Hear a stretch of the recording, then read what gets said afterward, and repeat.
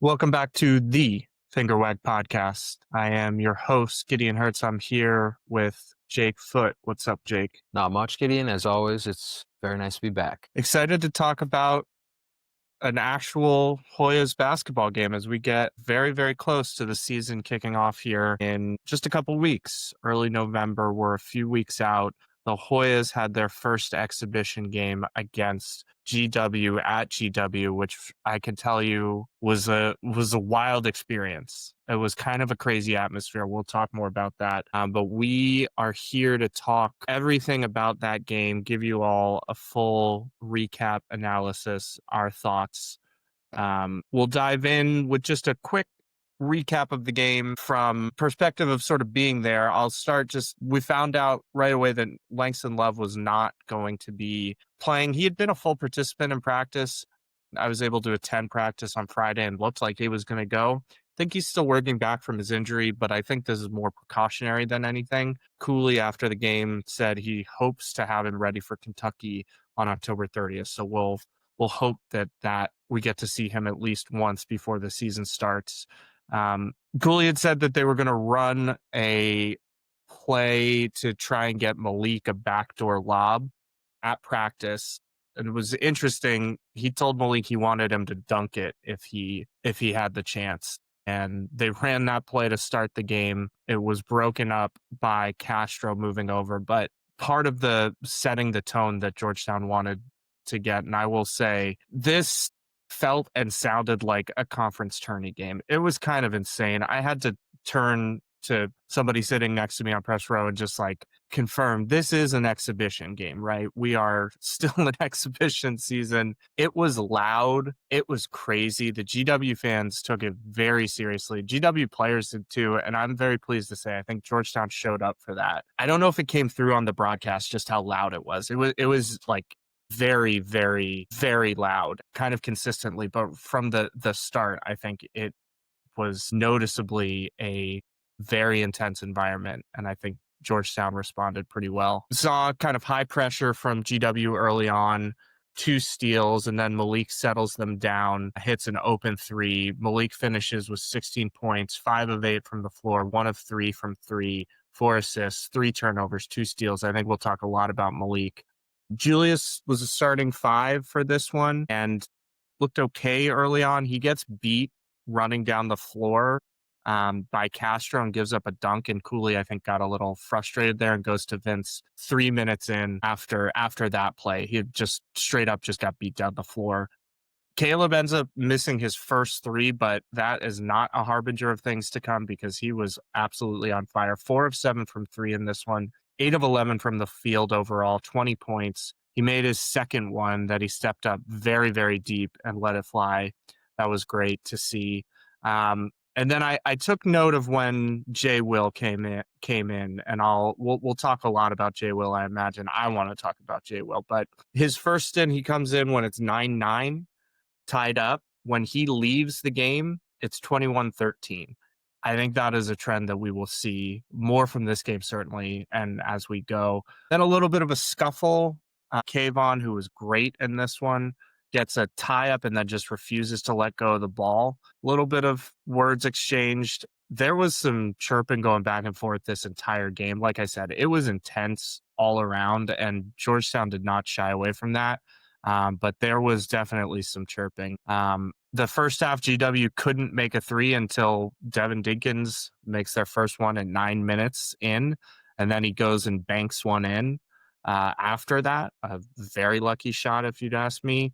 And then we get JWill second stint in the first half, 28-22 when he comes in, 38-29 right before a last second 3 that also banks in at the half. Second half, Vince starts the second over Julius and gives up 3 straight layups out of the pick and roll. Sort of was cheated over to the roller and gave up the basket way too easily there. Immediately after that, Cooley goes right back to Julius. Basically 3 minutes in to the half, 3 minutes into the game, Cooley pulls Julius for Vince because he's upset with the effort getting back. 3 minutes into the second half, he pulls Vince for Julius because of poor defensive pick and roll. And I think we'll definitely talk about the center rotation a bit. In the second half, JWill, his first stint in the second half, comes in at 44-41.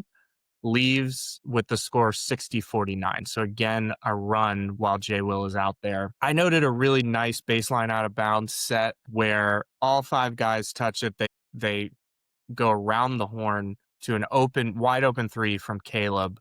Really a nice look, and everybody getting involved. And Caleb finishes it with a made 3. And then Kayvaun sort of goes nuts. He 2 straight threes, then heat checks one.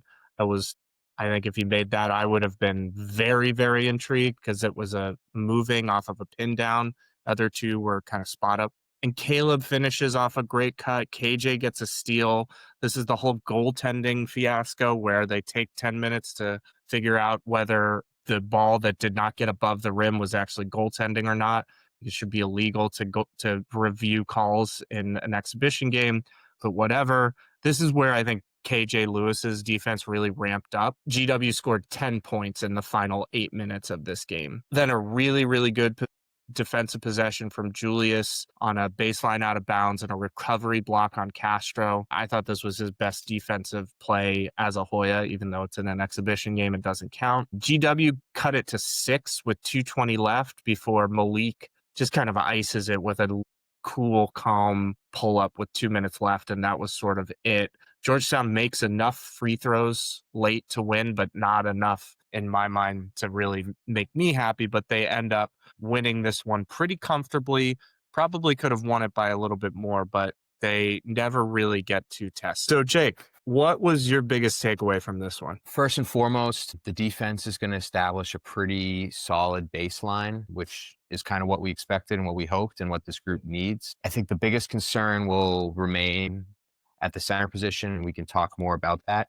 But they really have a group that 1 through 4 all defends on ball extremely well, all has some ability to switch, all has some ability to create deflections and cause turnovers. In the past 2 seasons when Sorber wasn't out there, we really didn't have an ability to mask a 5-man that wasn't there to offer rim protection. And I don't think the rim protection yesterday or whenever they played was all that special, but the defense as a collective unit was pretty well put together that it didn't totally matter, that they really kept people away from the rim, forced tougher perimeter shots, caused a lot of turnovers. And I was just really encouraged on how that looked on the defensive side of the ball. They held George Washington to 0.88 points per possession, which GW was a decent offensive team last year, not great, but it would have been their 4th worst game of their entire season last year. It would have been the 3rd best game defensively that we had against any non-minnow teams, the 300 plus KenPom teams that you play in non-con. And we played 11 games without Sorber, and it was 12 points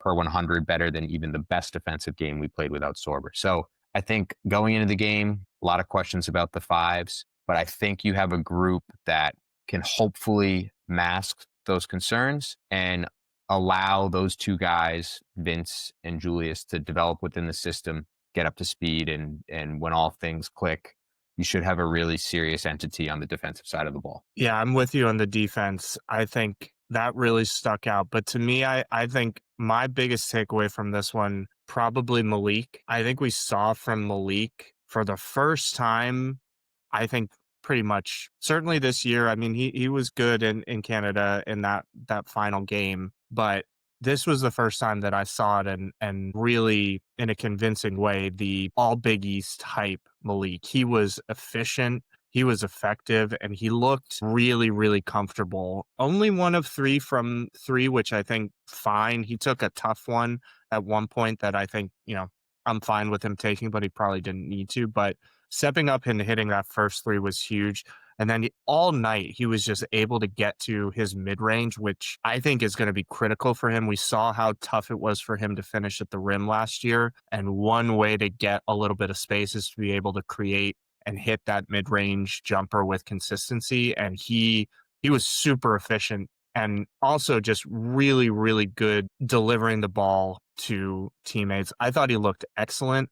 I think if we get this version of Malik this year consistently, that unlocks so much for them. And to me, there's actually a lot I take away from this game, but the Malik Mack performance and the way that the way that he looked, I think was what stood out to me. Totally agree. And I know I've been beating the drum that if things click for Malik, it could look really good. I'm encouraged that he only took 3 threes. You know, we were generating pretty quality looks without asking him to bail you out with Yeah. the deep ball. The mid-range shots that he hit were tough shots and needed shots. And those are the type of plays that a mature point guard makes at the end of a shot clock. I really liked it. I like when he's not forcing things. I like when he's making the shots that are available to him. He looks the part physically compared to what he did at this point last year. He looks like an upperclassman that's got 30 high major games under his belt now. And he operates out of the pick and roll with a little more patience than he previously did.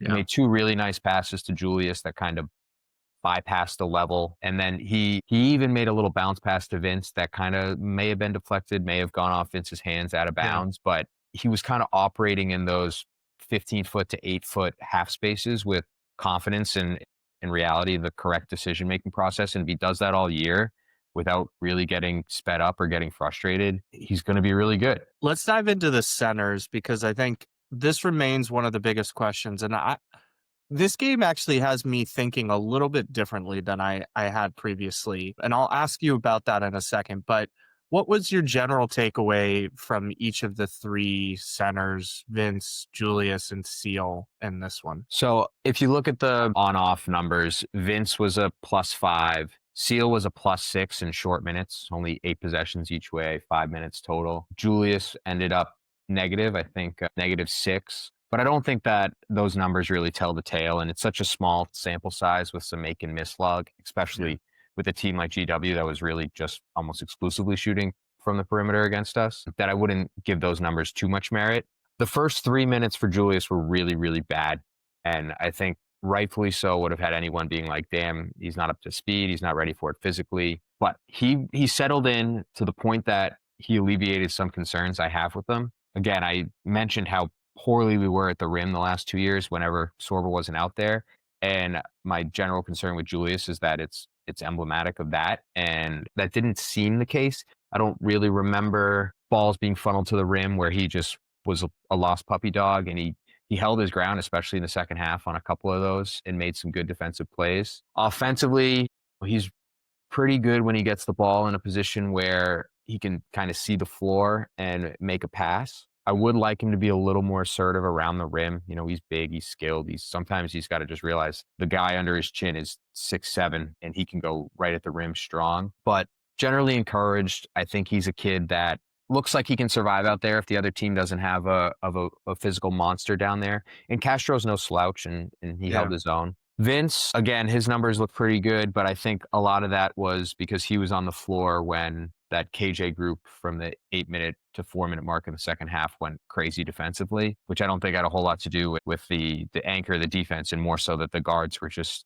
disrupting at the point of attack 30, 40 feet away from the hoop. Yeah. He looked a step slow, but I know he's kind of been potentially not practicing or limited in practice this week. You'd like him to be a little more assertive, at least defensively, because that's going to be his calling card and his superpower, that any 5-man lineup they put out with him out there should be really dominant, for lack of a better word. And he did have that 3-minute stretch where they funneled the ball to the rim 3 times and he didn't really hold up against it, which he needs to hold up against that for him to be valuable.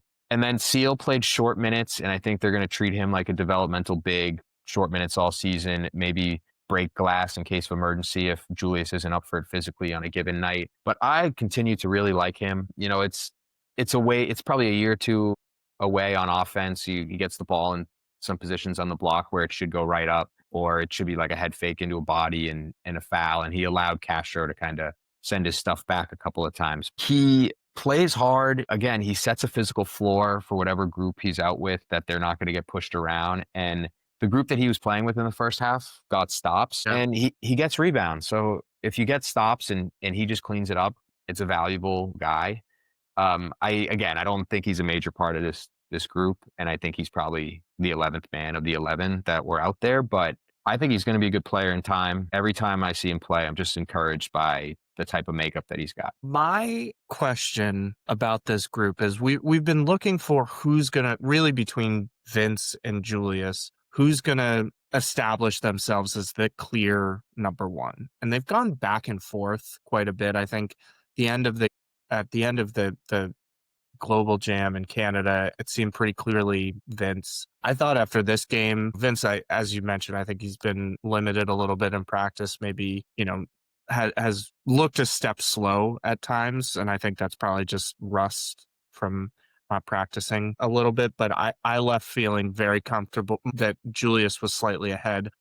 Wonder if the ceiling and floor for the guards is a little bit higher than we anticipated. If we end up just with a little bit more of a rotational big room where the three of them, Vince and Julius go back and forth a little bit, there isn't a clear number one, and it really comes down to who has it going that night. And maybe, seal here and there. And I wonder if they can survive with that type of outlook, because I struggle to see either one of these guys really getting heads and tails above the other, with a couple of caveats. But let's start there. What do you think if they end up with that sort of center by committee, and whoever is better in the moment gets kind of the nod to close? I think that's the correct way to do it. And I think that's the best way forward with this group. I do think that it's going to be very matchup based, and that you're going to see Julius is probably going to crush some of these smaller, mid-major, less physical teams. And some of these teams that are bigger and more physical on their front line, Vince is probably better for that game. Castro is a good big, especially for that Atlantic 10 level. But George Washington is not like this big physical athletic front line. Benjamin and Marshall are athletes, but they do want to play on the perimeter. I don't think you were totally challenged physically other than just manning your one guy. And we have talked about how Julius defends, that he's actually pretty decent at like blocking his guy out, and the rest of the group can group rebound, which works against the George Washington team that wants four guys standing on the perimeter, jacking threes, and we have a 1 through 4 that's swarming to the ball. But I do still have my reservations on how that looks against a team that has the athletes and the physicality of some of these Power 5 teams that we're going to play, especially in the non-con. Maryland, Clemson, these are going to be big front courts that their calling card is rebounding, kind of slopping it up within the paint, which, again, I think might favor Vince, provided he's up to speed. I do agree with your sentiment that we might have a higher floor 1 through 4 than we expect, especially if Caleb plays in a similar fashion to how he played. And yes, that's in part due to what we saw from Caleb, but also we're going to get 40 good minutes out of the point guard position. Yeah. And those two can play together. And we can talk more and more about Jeremiah, but you're going to be hard pressed to find a seventh man that does more winning things, no matter where you are in the league. Even, UConn's bringing in Malachi Smith to be that 6th, 7th guy. It's not too different than Jeremiah, what Malachi does. Probably a better shooter, but it's the same sort of steady Eddie point guard play that can really be a nuisance defensively. Yeah, I want to get to Jeremiah here. Last note on the centers from me. I think you saw particularly in the second half, and this is really where I got encouraged by Julius, is I do think he held up defensively. I mentioned his block on Castro was a great defensive play. He recovered and was able to, I think when he's not thinking too much, he's just kind of reacting. He's very, very solid. And that was a great defensive play at a big moment that, I think if Castro gets that clean and it looks like it's a clean, layup, I think they cut it to either 6 or 7 with, 5 minutes to go, and they're on a bit of a run. So it was a huge, huge defensive play. But the place where I think you see it with Julius is they want to operate out of that sort of high pinch post a little bit, sort of dribble handoff stuff. And he opens up the floor with his passing in a way that I think is going to be hard to replicate by anybody. Certainly not, Vince is fine, but that's not his skill set. And you've got guys like KJ who wants to get to the rim, wants to cut, and his vision and ability to find the right pass. He had a great pass to Isaiah Abraham in the first half, cutting straight down the middle of the lane for a layup that, that kind of stuff is going to be really valuable for this team if and when they, have trouble shooting. And I wonder about maybe trying to pair KJ Lewis and Julius together, both because I think KJ can help him defensively a lot, but also I think Julius's passing can open things up for KJ a bit. Yeah, and I think that should be the strategy, playing out of the high post or the short post with Julius is not, hey, the double's coming, find a perimeter shooter.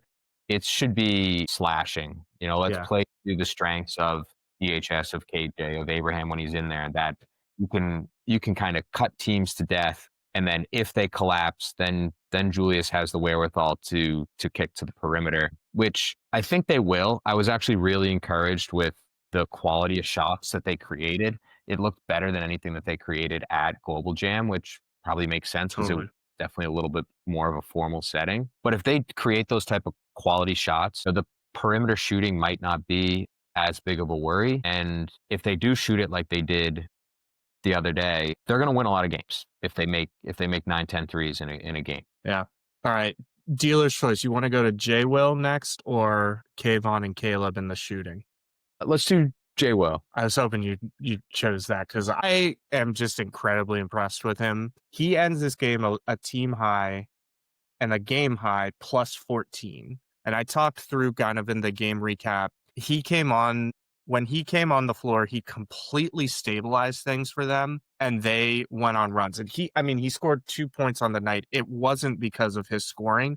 He just does everything else. And the thing that was so impressive to me in the arena, again, it was really, really loud and really intense. And he just looked completely unfit. Like he's been there, done that. He'd seen it before.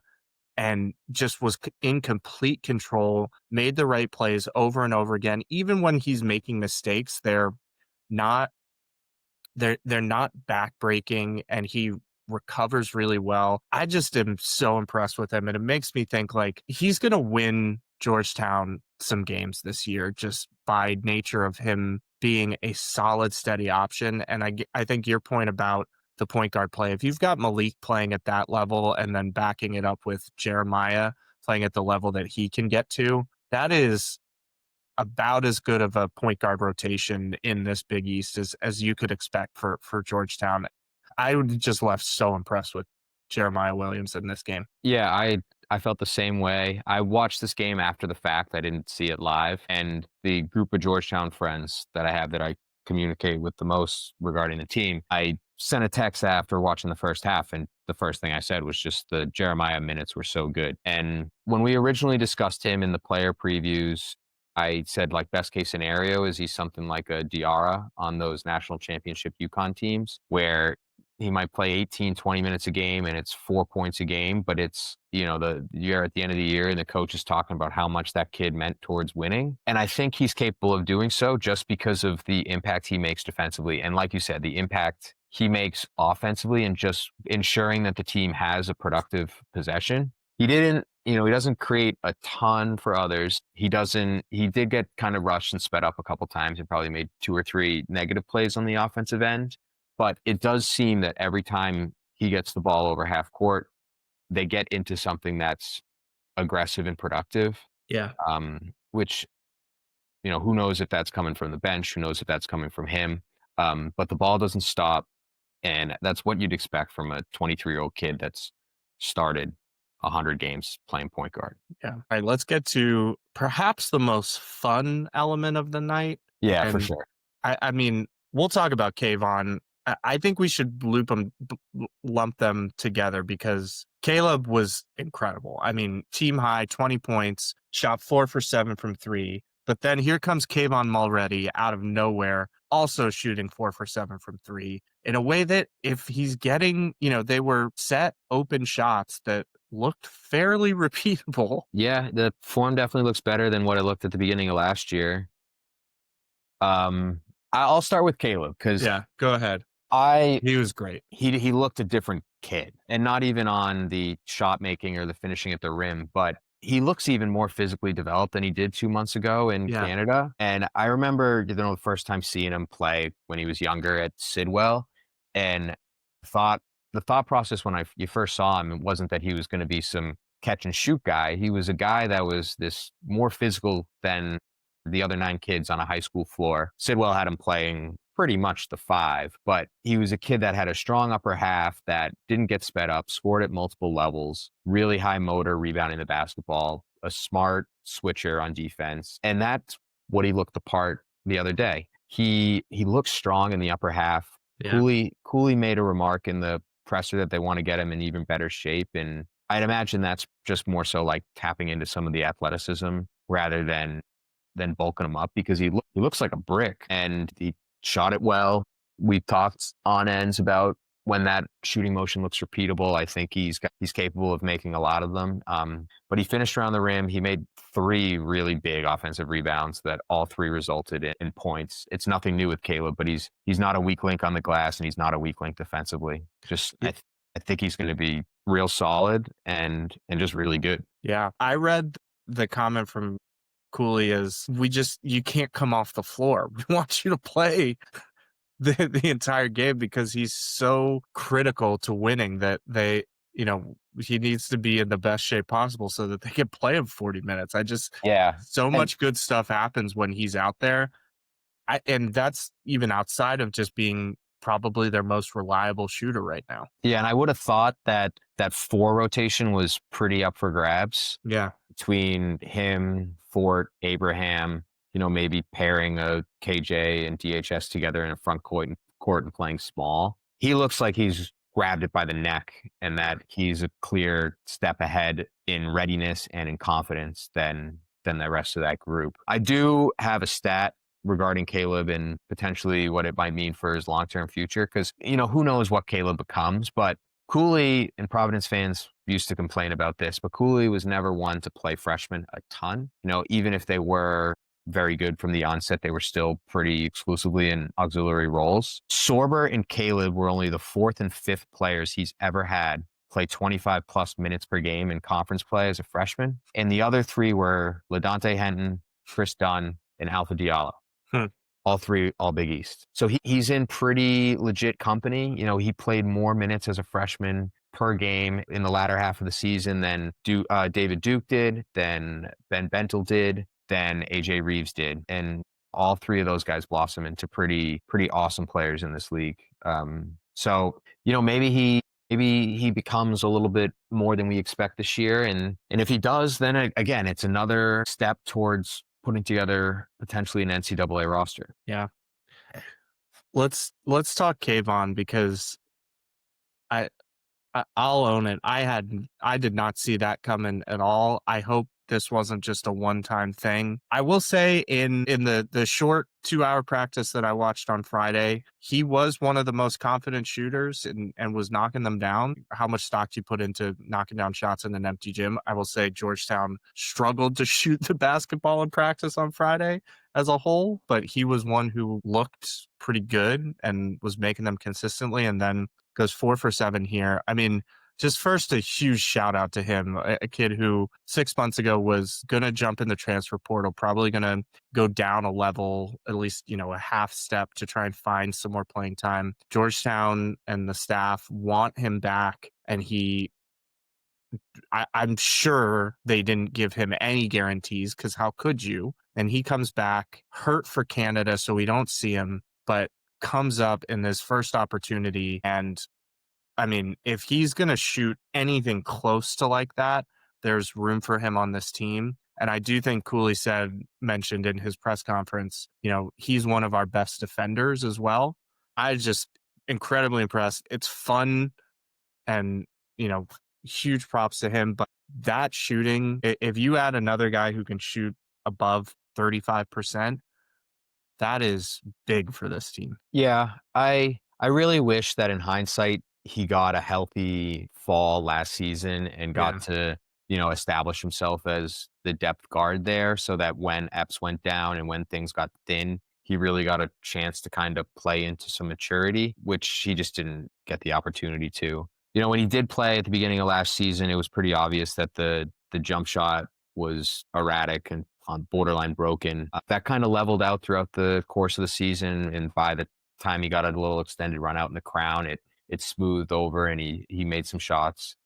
He's probably of the streaky variety that, he hits Sure. one and he starts feeling a lot better about himself. But I like his game. He's been getting rave reviews out of practice if you talk to people around the program. And I've always kind of, raised an eyebrow at that, because if there is a strength of this team, it is how much depth they have in that guard room. And on paper, it doesn't look like he really has an avenue to playing time, but maybe he does, especially if Love is going to be hampered by injuries. Do I expect him to be a 40-plus three-point shooter? Probably not, but I do love that he has the confidence to shoot it without fear. And Cooley mentioned it in the presser that he's a high deflection rate guy, which you saw out there. I think he got his hand on like 3 balls in 10 or 11 minutes. He may have played more than that now that I'm thinking about it. But that's going to be a calling card of their perimeter defense, is how many times can they cause a loose ball? How many times can you get on it and go the other way and create a transition look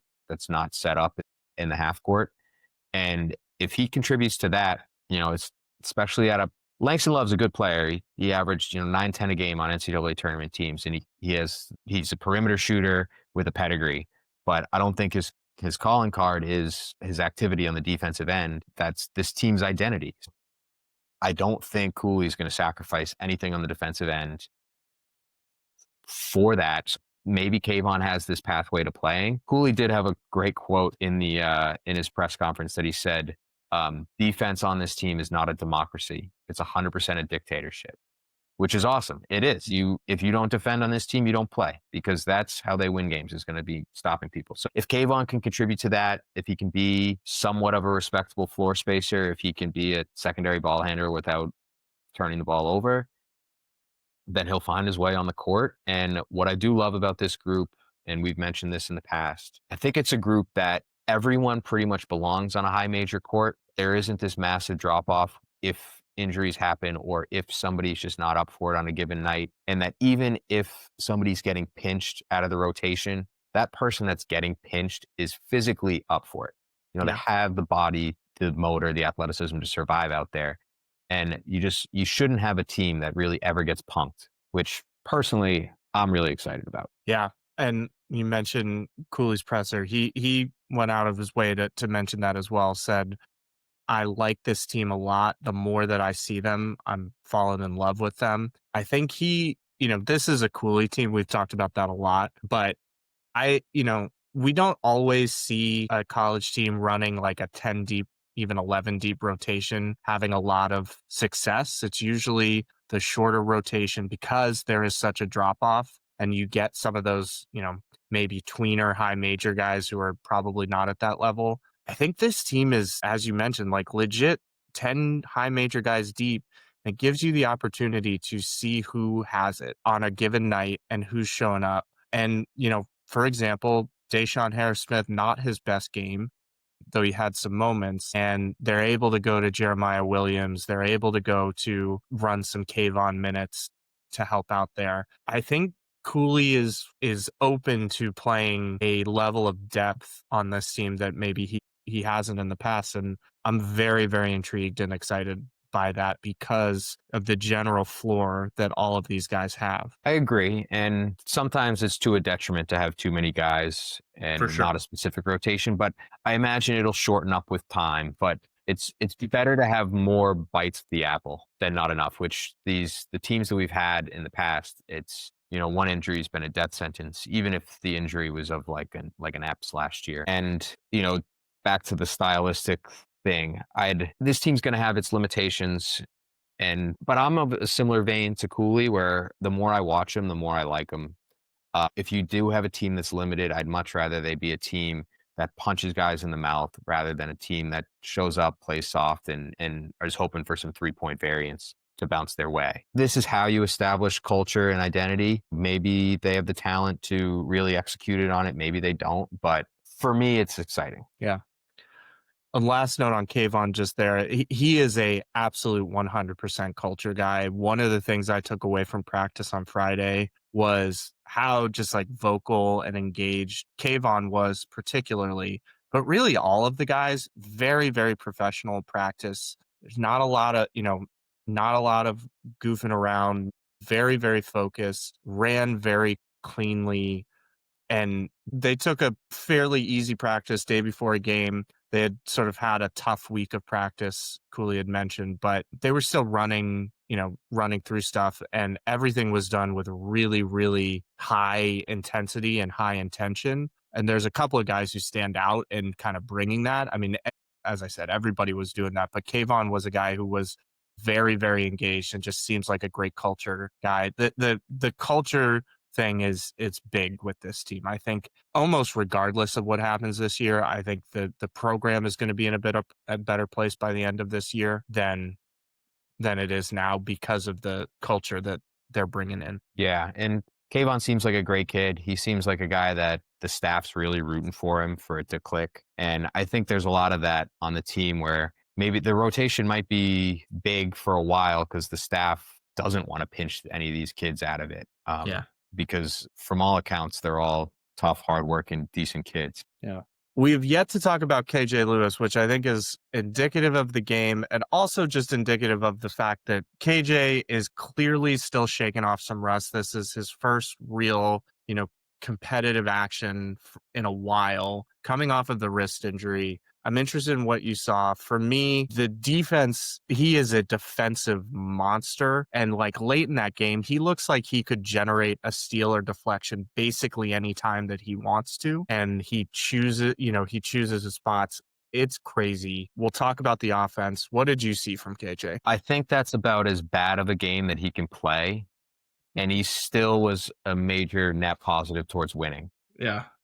The shot looks pretty bad. Maybe the wrist isn't as reformed as everybody would hope. But I still think he's a guy that puts the ball in the basket. He got 2 years of evidence at Arizona that he scores not pretty easily, but in pretty high bunches. It was 17 points per 40 minutes last year. And judging from the rotations, he's going to be a guy that's really, really hard to take off the floor. Yeah. So it's probably, I still think he's a guy that at the end of the year, it's 14, 15, 16 a game, even if he doesn't score outside of 14 feet. Maybe the shot comes around with reps, with confidence. He seemed like a guy that was, especially in the first half, pressing a little bit, that he like really wanted to grab on to being the guy and make something happen with authority.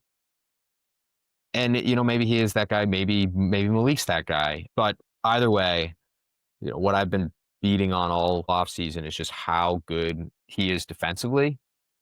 He's comparable to Micah, but he's a better athlete than Micah, side to side. He's blocked shots at a much higher rate than PV did in his career. And you saw that when he got one-on-one in the transition there and just baited the guy into jumping with him. Just like a panther.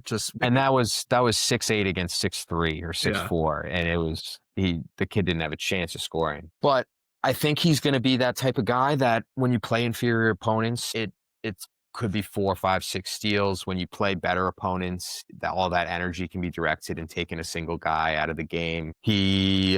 There's aspects of his game that he didn't showcase. He can be a good passer. He's a pretty high level rebounder for a guard. He gets to the line a ton, and that didn't totally happen in this game. So again, I'm not worried about him at all. And I do think that he may have these games where he's, not Micah Peavy offensively, but totally going to contribute to winning. And Ed's going to give him a huge leash offensively that he's very likely to grow into some confidence with the freedom that he gets on that side of the ball. Again, I'm not discouraged nor encouraged. I just think we have a really good player on our hands. Yeah, I'm with you. This is the worst he's going to be, and he was still pretty good. I think the things that's stuck out to me, certainly, I'm not banking on that shot coming around, but he was getting absolutely hammered. I mean, refs were just like not calling fouls very much in this game.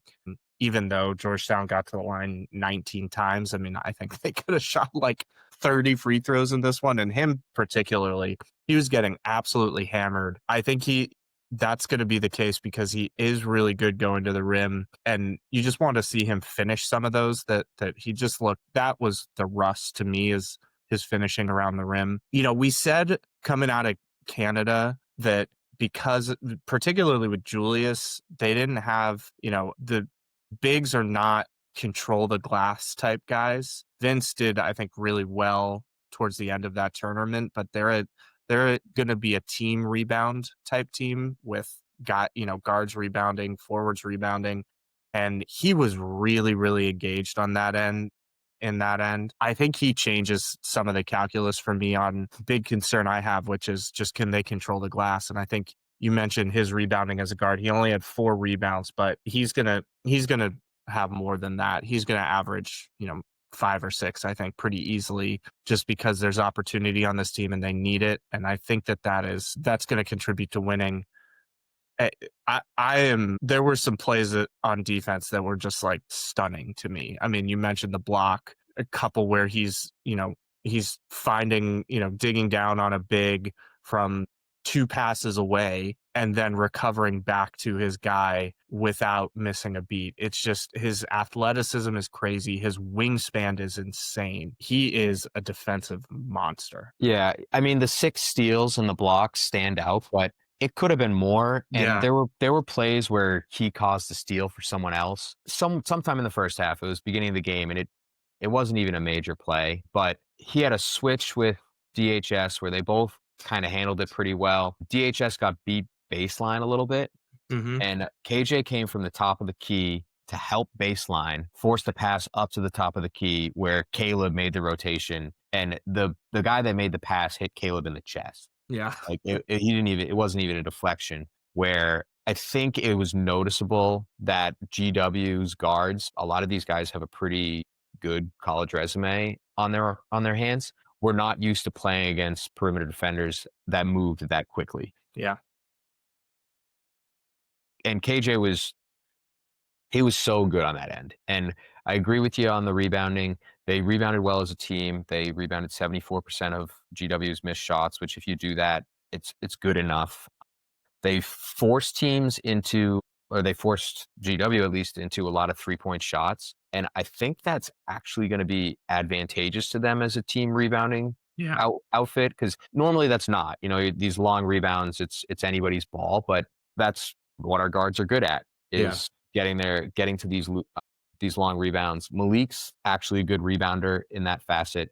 Jeremiah is, Deshaun Harris-Smith is, KJ is. So if they rebound as a team, I think they can pull it off. And they really have to, because the identity is going to be defense. They need to formulate some sort of operation in which they allow their half-court defense to set up and they hold teams to 1. And if they do, they're going to be awesome on that end. We'll see what happens on the other end. Yeah, there's very little doubt in my mind that they're definitely not going to be the 90th ranked defense in the country. That is it's not happening with this team. And I will say, I think, I don't know, they 9 for 25 from 3. Obviously, you get a lot from Caleb and Kayvaun, but if they're able to make 9-10 threes a game, they're gonna win. I agree. And what I'm most encouraged about isn't even the 3-point makes. It was the quality of shots that they got, which were all pretty good. There was not a lot at the end of the shot clock that was in desperation. And 2 guys that going into the game, you said would have likely been some of your standouts, were KJ and Deshaun. And they ended 21 possessions between shots, turnovers, and fouls turned to free throws. And on those 21 possessions, we scored 7 points, which is pretty horrible, but it means that everywhere else you were up to snuff. And I think the regression to the mean on Deshaun and KJ are going to be good, likely relatively efficient offensive players. And Rothstein tweeted, if this is a team that can score 68 plus points per game and just dare teams to match them, they're going to be just fine. Yeah. And I GW looked amped up. They airballed I think at least 8 threes. They banked a couple in. All that aside, GW is a good good mid-major team. I'll be interested to sort of see how they progress, because on paper, they are in the top half of the A10, I would say. I think the staff coming in, I was chatting to some folks, and they were impressed with. They thought GW was going to be good. I think they got a good game out of it. I thought it was a great opportunity for them, but this was not a cupcake that they were playing against. This is a potentially, on the bubble type tournament team for sure. Not at all. We talked about it when we were doing the non-con preview, but I don't know about the bubble because I think the A10 is past their days, but they have 7 guys that have scored 10 plus per game in college basketball. Most of their guys in their group are like 36 to 42% 3-point shooters. KenPom ranked them preseason 3rd ranked offense in the country. And KenPom ranked them ahead of you guys, or us, I should say. And so, which would tell us that if there was betting lines on that game, that he would have thought GW was a 3 or 4 point favorite. Yeah. And I really think if you played them 10 times, you beat them 9. And maybe one game they really shoot the lights out, but it should have been more than 9. We were a superior outfit physically. We were in more control. We got such higher quality shots consistently from start to finish. And I don't think it's a slight on GW. I think Cooley ended his presser telling all the beat guys for GW that they've got a really good team on their hand this year. And it's probably going to be the best team they've had in the past decade or so, or at least since Lonergan departed. Yeah. But it made me feel a lot better about what the floor is for this group if they're healthy, which is probably what I thought, in that 50 to 65 KenPom range with a really high quality defense. And then it just comes down to how efficient can you get on the offensive end. Yeah, I think that's probably a good place to wrap this one up. We've got a couple of things upcoming. Next week, the 25th, is the open practice. Finger Wag will be there. I think they're going to run a scrimmage. I encourage people to come out to McDonough who are in the area. We'll have coverage from that. But then really, I'm more excited for this game now than I was a week ago, and I'm sure I'm going to get more excited. Kentucky, October 30th, going down to Lexington. I'm really intrigued to see how guys continue to progress. I think I'm very impressed with the difference in how just the team looks as a whole, but also individuals look. Now as opposed to at the end of the tournament in Canada, which I think again was a positive, but I think guys look overall much better. So I'm intrigued to see how they even progress over the next week or two. And then you get one of the highest paid rosters in the country and a legit high major athletes, cream of the crop in terms of skill set and talent, and a really, really good measuring stick to see just where this Georgetown team falls against some of the best talent in the country. Yeah, this is going to be an awesome measuring stick.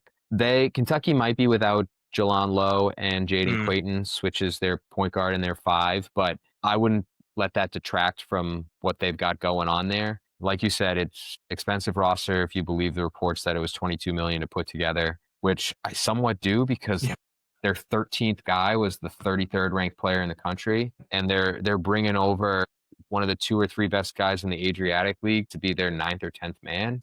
And Pope's going to run some great stuff offensively. They're going to be bigger and more athletic than you, which a lot of teams probably won't be. So it'll be a great measuring stick for how the defense fares, how the center rotation can fare against real teams. It'll be exciting to watch KJ line up against Otego Owe, who's one of the best wing guys in the country. And even if you get your ass kicked, I would not be discouraged at all. I really commend the staff for scheduling both of these exhibition games because we play real games right from the jump. And if these are going to get you as ready as anything. Yeah, I think it's really smart. I think they hopefully will pay dividends starting right away when they walk into College Park and have a really, really important game for them if they want to achieve what I think they want to achieve this year. If they are ready to go for that game and feel like they are not having to ramp up, I think it's a really smart on ramp for the season. Totally agree. We'll have more coverage. We'll break down and preview that game against Kentucky and have more breakdowns from this one coming up. Jake, as always, thanks for your time and insights, and Hoya Saxa. Yeah, thanks for having me. Hoya Saxa, unofficially 1-0. Let's enjoy this season. 1-0. Count it.